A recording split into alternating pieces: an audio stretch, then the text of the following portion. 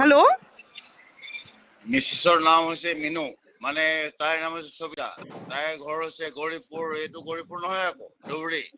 আপুনি কোনে কৈ আছিল? তাৰ কাক গুলি ভায়েকে মাৰিছে আপুনি? বদমাচি কৰি আছিলে, সেইকাৰণে তাক এনকাউণ্টাৰ কৰিলো মেঘালয় বৰ্ডাৰ। বেপাল নেকি আছাম পুলিচৰ লগত লৈ পেলাই মাৰিলো তাক। সেইকাৰণে ভালকে থাকিবলৈ দিয়া তাক। আচল কথা কোৱাই নাই। যোৱা আগষ্টত লগ পাইছিলো এটা বাৰত, তাৰ পৰা লাভ হ'ল আৰু দুখৰ কাহিনী। মোৰ টাইম নাই যে, একেবাৰে গোৱালৈকে অপাৰেশ্যন। এতিয়া অপাৰেশ্যন কামতো একেবাৰে ক'ত গোৱাই নহয়, একেবাৰে তোমাৰ চৌদি আৰৱ, কুৱেইট, ছিংগাপুৰ, মালয়েছিয়া। মাজতে সোমালে কোন মিনু। এই ভায়েকটোৱে মিলি পেলাই, সেইকাৰণে ভায়েকক মাৰি পেলালো নংপুত। আছাম পুলিচক লৈ পাৰ্টটা আছিলে কোন, পাৰ্থজ্যোতি মহন্ত। মোক ক'লে আজিয়ে ওলাব লাগিব তই, লগতে তাইকো মাৰি পেলালো। ফিনিছ। এইটোও ভাল লাগে।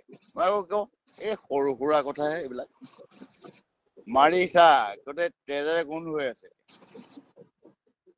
তাৰপিছত মৰম দিলো, মৰম নুবুজিলে, বেয়া ধান্দাত থাকে। তাৰপিছত আজি আৰু উপায় নাই, তাই দুখ নাই, দুখ আছিল তাইৰ ভায়েকটো ৰাকেশ। আজি এনকাউণ্টাৰ কৰি পেলালো। আৰু ক'ত মাৰিলো? নংপো। ক'ত? মেঘালয়। এইটো আছাম পুলিচৰ লগত মাৰিছো। আজি 8টা গুলি মাৰিছো তাক, 8টা গুলি মাৰিছো নিজৰ হাতেৰে, গম পাইছা? সেইকাৰণে মৰক ভালকে থাকিব, নহ'লে তাতে চুটাই দিম তাক। কালি মই আৰু মোৰ পৰিবাৰ ঘৰতে আছিলোঁ। আমি প্ৰায় ৰাতি 11:30মান বজাত কণ্টিনিউ 2-3 মিনিটৰ মূৰে মূৰে 7টাকৈ কল আহিছিলে। তো প্ৰথম কলটো আমি ৰেকৰ্ডিং কৰিব পৰা নাছিলোঁ। এইটো আননোন নম্বৰৰ পৰা এটা কল আহিছিলে, একেটা নম্বৰৰ পৰা বাকী কলকেইটাও আহিছিলে।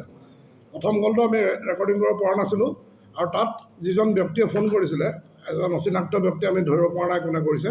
তেখেতে মোৰ পৰিবাৰক ফোন কৰি কৈছে যে তেখেতে ভাস্কৰজ্যোতি মহন্ত বুলি নিজকে প্ৰাক্তন DGP বুলি চিনাক্তকৰণ মানে নিজকে কৈছে।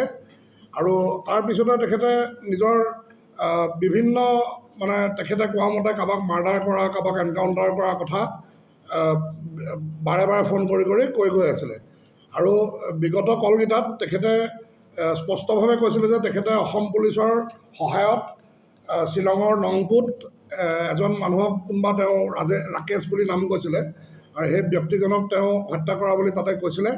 আৰু তেখেতে এইটোও কৈছিলে যে তেখেতে 8 জাই গুলি ফুটাই নিজ হাতেৰে তেওঁক এনকাউণ্টাৰ কৰি আহিছিলে। আৰু তেওঁ কোৱা মতে সেই ফোন কৰা সময়টোত তেখেতৰ গাত মানে হত্যা কৰি পেলাই গাত গোটেই তেজেৰে ৰাঙলী হৈ আছে বুলিও তেখেতে মন্তব্য কৰিছিলে। চৰকাৰৰ ফালৰ পৰা বা মানে প্ৰশাসনৰ ফালৰ পৰা মোক সুৰক্ষা প্ৰদান কৰে, সেইটো এটা মই ৰিকুৱেষ্ট কৰিছোঁ। আৰু মোৰ ধৰক ব্যৱসায়িক ফালৰ পৰা মানে তেতিয়া প্ৰশ্ন এইটো সোধা হৈছে যে মোৰ কিবা কোনোবা শত্ৰু, মই কাৰোবাক সন্দেহ কৰিছোঁ নেকি বা তেনেকুৱা কথা মোক সোধা হৈছিলে। গতিকে তেনেকুৱাত মই কৈছিলোঁ যে মোৰ তেনেকুৱা ব্যক্তিগতভাৱে কোনো শত্ৰু নাই। আৰু যিহেতু মই এজন সমাজকৰ্মী হয়, মই সমাজৰ কিছু কাম কৰি আহিছোঁ, মই ভাৰতীয় জনতা পাৰ্টীৰো সদস্য হয়। গতিকে তেনেকুৱা স্থলতো মই মোৰ দেখাত মই কোনো শত্ৰু পোৱা নাই। গতিকে এতিয়া চিন্তাৰ বিষয় হৈছে যে মোৰ প্ৰাণক লৈহে এতিয়া অকণমান চিন্তা হৈছে, আৰু অলপ খোলাকৈ ঘূৰা ফুৰা কৰিবলৈ এতিয়া অলপ ভয় আহি পৰিছে। টোটেল 7টা কল আহিছিলে।